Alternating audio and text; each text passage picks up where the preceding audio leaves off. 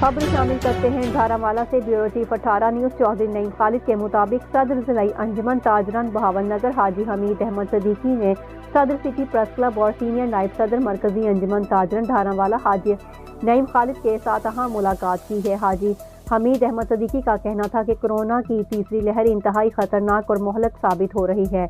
हमें बहैसियत जिम्मेदार पाकिस्तानी हुकूमत SOPs पर सख्ती से अमल दरामद करने की ज़रूरत है।